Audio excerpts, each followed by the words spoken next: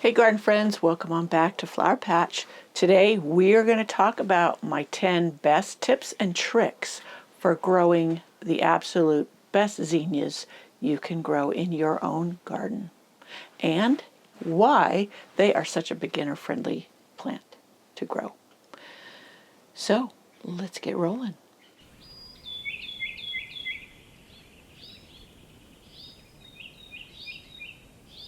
Question of the day. Have you grown zinnias from seed, either inside, starting them early, or out direct sowing in the garden? And if so, which ones were your favorite to grow in your garden and why? All right, so that's the question of the day. Please leave a comment with your answer in the comment section below, and I will enjoy getting your recommendations for zinnias too. Alrighty. Zinnias. Now, right here, I'm going to say from up front, I do know that it is pronounced zinnias, but I have pronounced them zinnias my entire life. My grandmother pronounced it that way. My mother did. I'm not going to change. I do know some people are particular about that, but let's get that out of the way right out of the gate. All right, zinnias. They are one of the most vibrant, easy to grow flowers that you can grow annual in your garden. And they're tough, they're pest resistant. If grown right, even in climates where you lean towards some humidity where they can get powdery mildew, they are a fabulous cut flower. If you want to start your own cut flower, they hold long time in a vase. There's just so many varieties. So we're going to cover all of that today in this video. Now, first thing is the location. Zinnias like at least 6 hours of direct sun a day. So planting in an area of your garden where you can get that 6 hours is ideal. And if you have more sun, that's even better. So scope out your garden, find a really sunny spot, and choose that for your zinnias. Now, I'm often preach here the value of having great garden soil. And that's where every gardener should begin, because it makes your gardening life so much easier on all fronts. So I have blog posts, and I do have a video, I think, on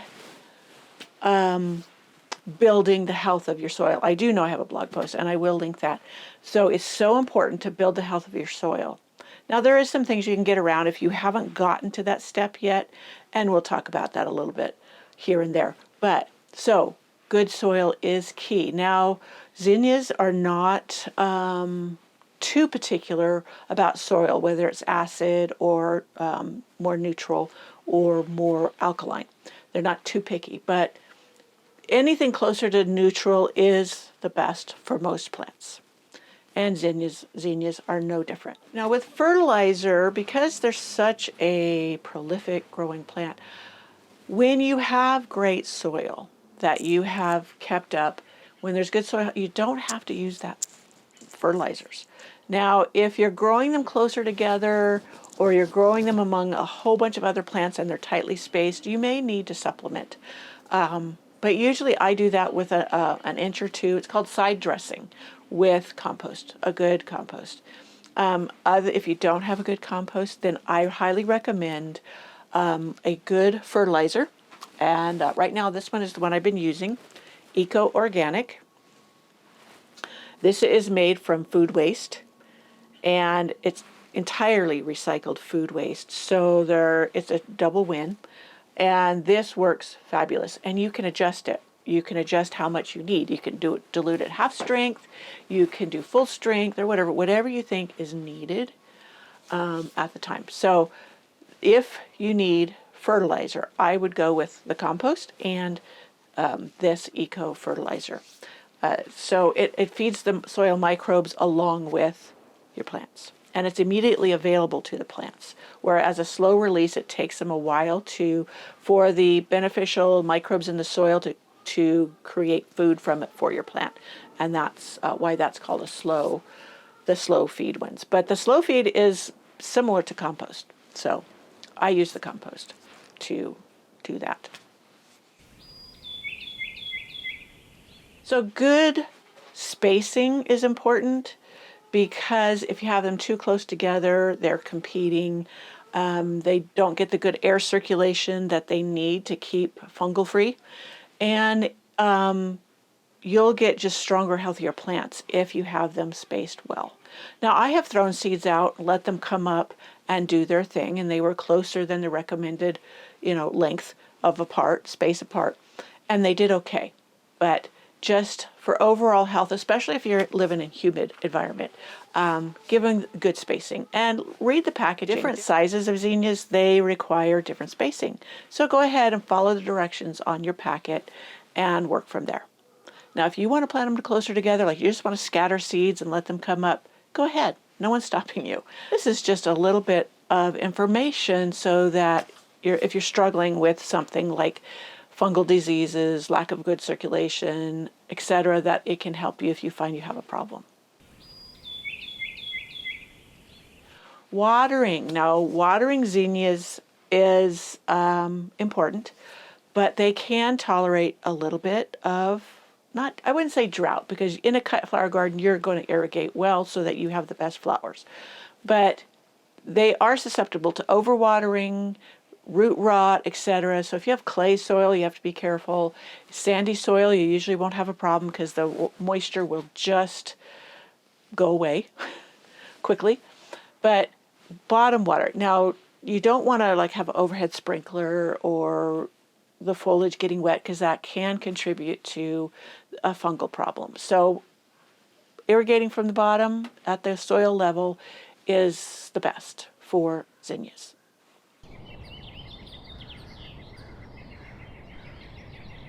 Now, the great thing, one of the absolutely great things about zinnias is they're so easy to start from seed. Now, typically I cast them out in my garden and I let them come up. It's called direct sowing. And that has worked for me well. And I started doing that because it's noted that they don't like root disturbance, like when you have to transplant them from a container that you've started them in into the garden. And supposedly they really don't like that. But last year we had a very cold June. I direct seeded in my garden, and they came up, but they were so wimpy and weak that pests got them immediately, or they just died. And I had started very few inside, in here, in on my light rack, in 6-packs, and those are the only ones I really got to enjoy last summer, because it took so long for our summer to heat up that my others did not do well. I smell a skunk. Must be skunk season around here. Anyways, sorry for this distraction there. So the ones that I did start inside to get an earlier start and to see how they would do compared to my direct sown, those ones turned out wonderful, and they bloomed and they did great. So they didn't seem to suffer from transplant shock or have any hiccup in their road to growing. So I would say go ahead and start some indoors if you have a shorter growing season like I do.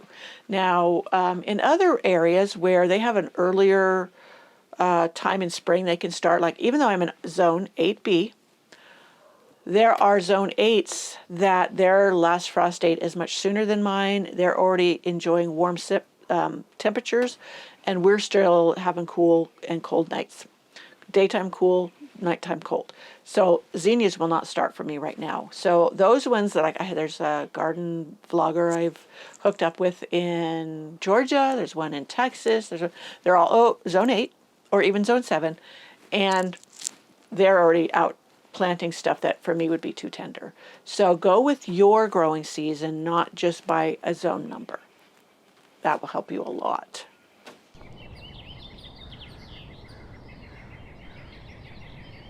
So when they're growing and they're blooming, Deadheading is the way to get them to rebloom and keep on blooming.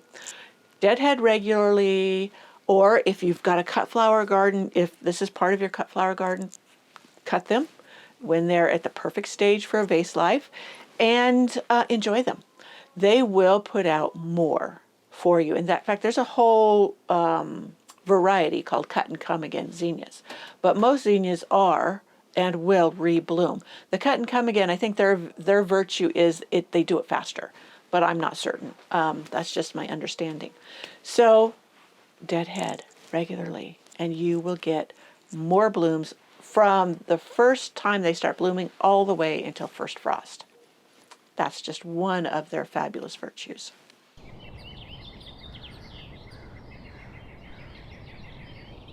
Varieties, the different varieties there are is amazing.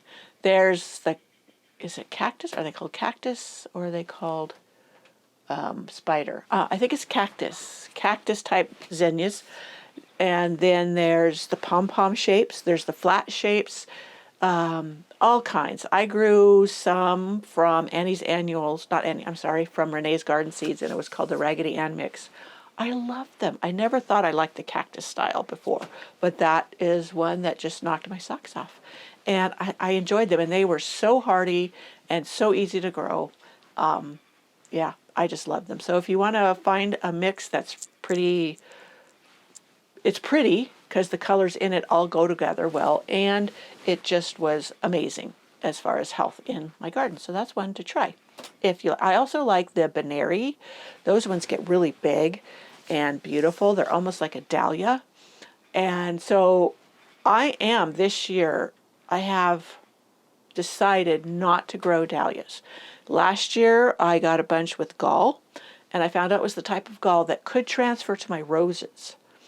So I had thought, you know what, that was 2 years in a row. Gall was a problem. They're off the table for now. Plus, I can't say they don't do well for me because last year the one I put out beside my bench did beautifully, but it was one that had gall once I had to dig it up. And that's just it. With zinnias, you don't have to dig them up. They're an annual. They die off in the fall, start over next spring, and they're easily grown from seeds, so they're cheap. So that's for me. I go for bargains in the garden, and if you're on a tight budget, they're an excellent flower because they're so budget friendly.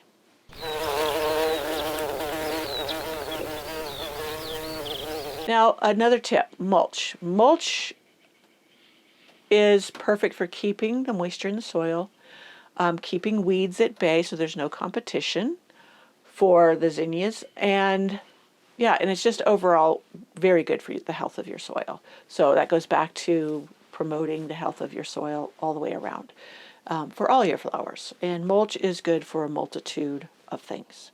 So good garden mulch.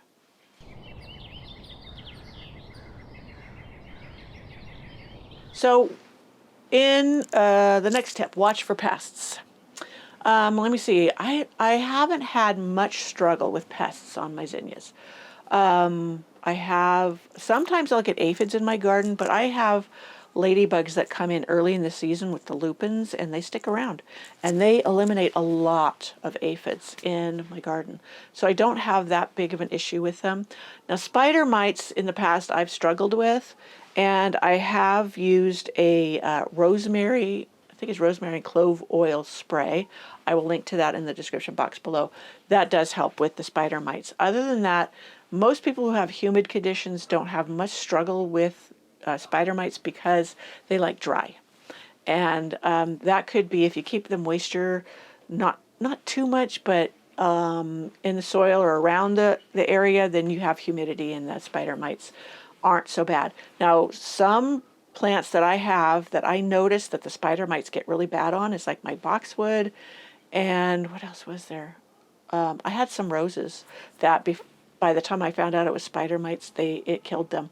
So, but the rosemary spray works, and it has for me. And the beauty of this spray is it doesn't kill good pollinators or beneficials. It just repels them from that particular plant for the time being. And then it'll take effect on the negative bugs.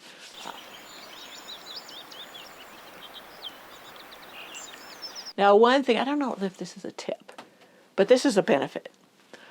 Pollinators love zinnias.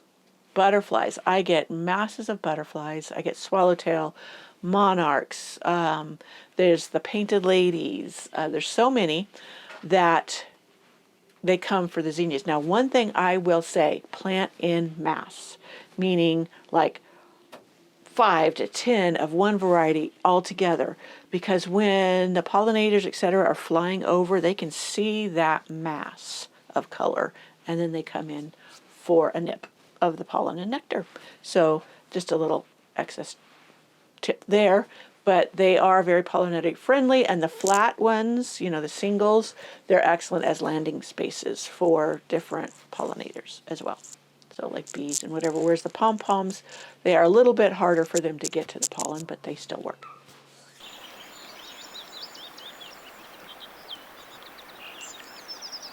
So why are zinnias a perfect flower for beginner gardeners?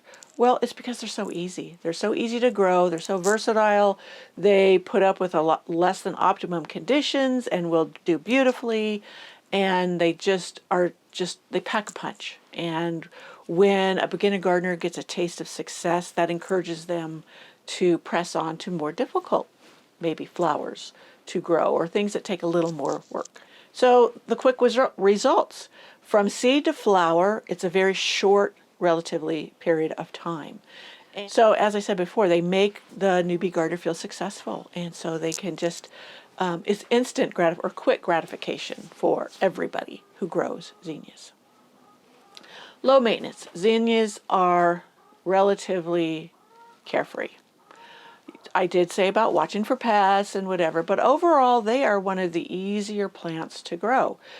Give them a little water, make sure the soil's good, or give them fertilizer, and deadhead regularly to get continuous blooming. And that's pretty much it. Now, the deadheading part, I have a video, yes, I do have a video, and a blog post, and I tell you why or how to do it without it being overwhelming. And basically, it's an early morning before work if you're working outside of the home, or when in the evening you come home, you need to unwind. Just take your clippers out with you, a beverage to sip, and just go on in and deadhead. Now, if you are super meticulous in your garden, you can collect what you deadhead. I chop them in short increments. I let it drop to the ground, and that is called sheet composting. And it just dries up, incorporates into the soil. It feeds the soil along with the bugs, like the worms that take it down, etc. So that's how I do that, and that's about it for the maintenance of your zinnias. Other than you would need a stake. Sometimes if you live in an area that gets heavy rains in the summer, I don't, so I've never had to do that. But if you do, you will need to support them in some way. But they're usually a pretty sturdy plant and don't often require staking or supporting. So another reason I discussed it, why they're good for beginners, is they're pest resilient. Very few pests bother them, and if they do try to, get to them, they're pretty resistant. They fight them off pretty good. I guess maybe they don't taste so great to them. Deer resistant. I don't know. I'd have to look up that one. The deer around here haven't bothered mine, so I guess they are. We discussed the tips in the versatility or maybe the varieties of, but the one thing with the beginner gardeners is they'll go in an array of garden styles. Cottage gardening, more formal if you put them in within a bed that's lined with boxwoods, or not cottage, but container gardens. There's a lot that will grow in containers. And they would even make a great centerpiece for the thriller, spiller, filler type container designs, especially the binary types because they're so tall. So that's an option there. One of these times I'm going to have to start a container garden all from seed and see. Yeah, that's a great idea coming up. All right, so versatility is another great reason why they're so wonderful for beginner gardeners. I think that's it. I think that's all about zinnias, how easy they are to grow. Now, I'm a little behind in getting mine started from seed indoors. I'm just now starting them, the seeds. I am going to, again, attempt to what I call spring sow using the winter sowing method. That's where I put them into a cleaned and milk jug.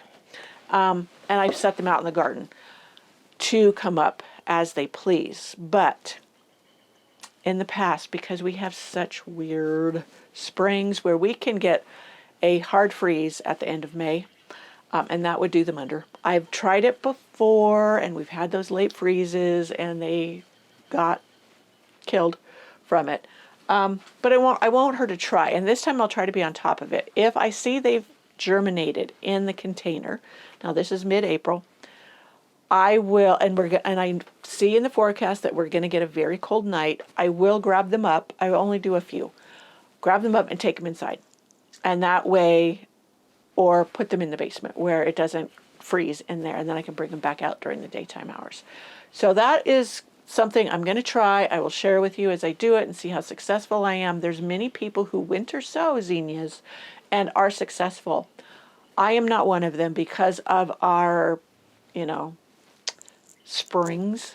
I want to call them precocious springs because they're doing, that's probably the wrong word, but one week will be super warm and lovely, and like this week we're going to be near 70 degrees on several days, sunshine, beautiful. The nights are not getting down below 40, and then next week we could have snow and nights down to the 20s. So I only winter sow hardy annuals and perennials in winter sowing method, and then I wait till spring to do the others that are more tender, and that's just the way I have to do it in my climate. So, and it has nothing to do with my zone, because zones do not determine your first and last frost date. So it doesn't, as I said, determine zone. It's not determined by zone whether you're successful with winter or spring sowing in a sowing jug of tender annuals or perennials.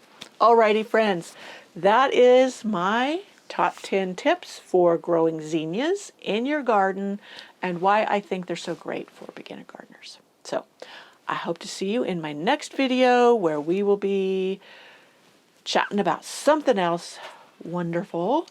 And I will link to any of the videos and blog posts that I mentioned today in the description box below.